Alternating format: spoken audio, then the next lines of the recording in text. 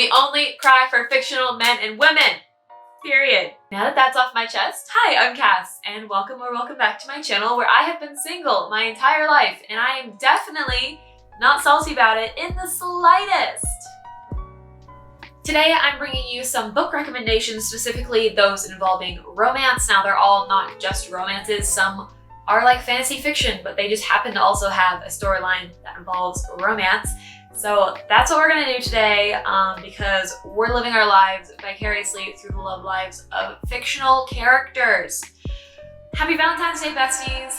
Starting off with The Love Hypothesis by Ali Hazelwood. This book contains the fake dating trope, which I live for, and the story follows Olive, a PhD student, who is trying to convince her best friend that she is totally over her ex, so naturally she just kisses a random guy in the hallway, which is an interesting start. But the guy she ends up kissing is none other than the resident asshole of the university, aka Adam, aka a professor at the university. With this particular romance book, you really need to set aside the logical part of your brain and just enjoy it for the cute, flirty, fun little romance between a super gumpy Gus professor and a super obnoxious ray of sunshine, which is Olive. The main thing that led this book for me is the banter between the two of them. I live for banter myself, okay? And then you make it flirty banter? Please, please, all of that. I enjoy the dialogue so much. Some parts of the dialogue I didn't enjoy, but like, that's inevitable. Did I get secondhand embarrassment from the amount of like PDA that was like forced upon them? Yes. Were some of the side characters like super immature? Yes. But did I enjoy this book? Say with me now, yes. The next book recommendation is actually a backstory for the Queen of Hearts, and that is Heartless by Marissa Meyer. This is one of my sister's favorite books, and I can see why. It is so cute. It follows a character named Kath who has dreams of opening up her own bakery with her best friend, but her parents have other plans for her. They want her to give up her foolish little dreams and instead marry the King of Hearts, which she has no desire to do. She has no interest in a relationship. She just wants to bake her little pastries, which, by the way, this book will make you absolutely crave sweets.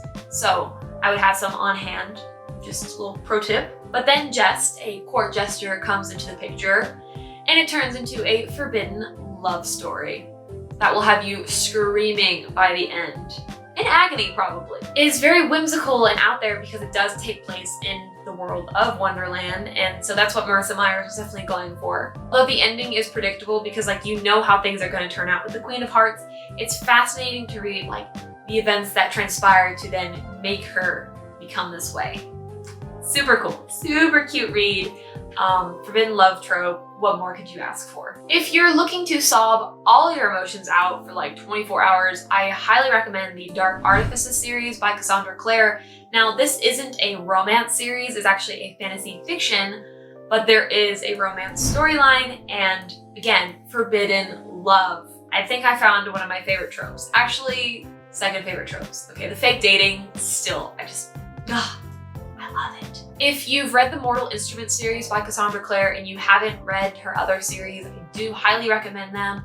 This trilogy was so solid. Every book just had me emotionally damaged. But there's romance. That's why I'm recommending it to you in this video. The story takes place in the world of kind of like the Shadow Hunters, and the Shadow Hunters essentially hunt demons to protect the mundanes, and then there's Downworlders, which are like werewolves, vampires, fairies, and they're kind of treated as like a lesser class. So you get like the political interactions between Shadowhunters and Downworlders a lot more in this book. And then you also get romance, and you also get a villain arc.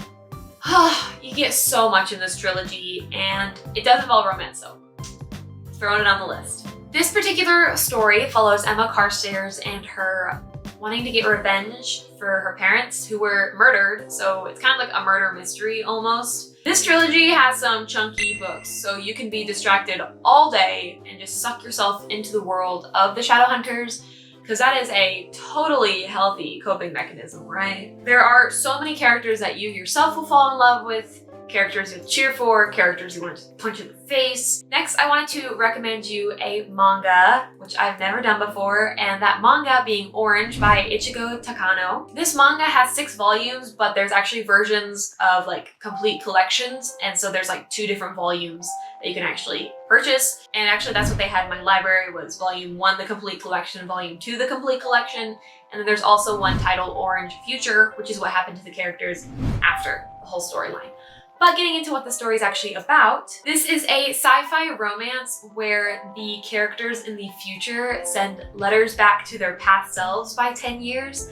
And the story focuses on Naho, who is a high school student, and when she realizes that the letters from her future self are real, they instruct her on how to save this new transfer student named Kakeru from a terrible fate. This is a heart-wrenching romance that had me sobbing at certain parts, and it's just so wholesome and sweet and cutesy with like the harsh reality of life just overlooming the entire book. The artwork is also stunning. The style in which it's drawn is just beautiful. There's also an anime, so you should watch that because it's also pretty good. And no matter how many times I reread this manga, I can't help but love it. Also, fun fact, this was the first manga I ever read, so I'm also a little bit sentimental about it. So if you're looking for a classic early 2000s love triangle, look no further than the Selection series by Kira Cass. This is like a Bachelor-inspired scenario. So 35 girls are selected to go off to the castle and fight for Prince Maxim's heart, essentially, slash the crown. You know, some people just have their priorities mixed up. Like, they're fighting for this man when you could be fighting for a crown. Just saying. Now, America, the main character's name is America. I'm not just talking about the country, but she did not want to enter the selection under any circumstances. She instead wanted to marry her secret boyfriend, Aspen, back at home, but her mother insisted that she enter the selection. But unlucky for her, she was selected and whisked off into the world of the selection. And then suddenly it became a friends to lover romance, so there's that. The series definitely keeps you on your toes for the romance, but it is super cute and fun, and it is a sort of PG type romance, so it is just like fun and cutesy, and I just love it. Plus, the covers I've been obsessed with since middle school, and I am still obsessed with how beautiful they are. And lastly, I wanted to recommend a Colleen Hoover book, because if you want to be emotionally wrecked and destroyed, Colleen Hoover is your gal. The one I read recently was Ugly Love, and it's kind of like a slow burn romance where the main character is really confused about her emotions for this guy, and then you're really confused about the character's emotions for this guy, and you just don't know what's gonna happen. The main character is Tate, a badass businesswoman who recently opened her own shop, and she just does not have time for love or relationships, you know? She's a busy entrepreneurial woman, like who can blame her? I relate. Enter Miles, an emotionally closed off man, super broody, and is insistent that he will never find love again. But then they meet, and it is not love at first sight. But being two hot people who are emotionally deprived and touch-starved, naturally their only option is to make a pact that they'll just have sex, just sex relationship. But then, you know, emotions come onto the field and shit goes down.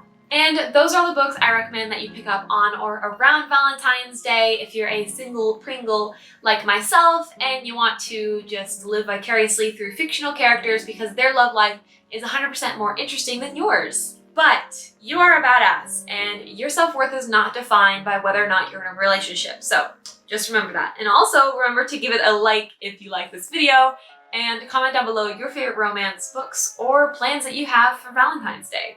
And be sure to subscribe if you want to see more bookish and journaling content from me, and I'll hopefully see you in the next one. Toodles!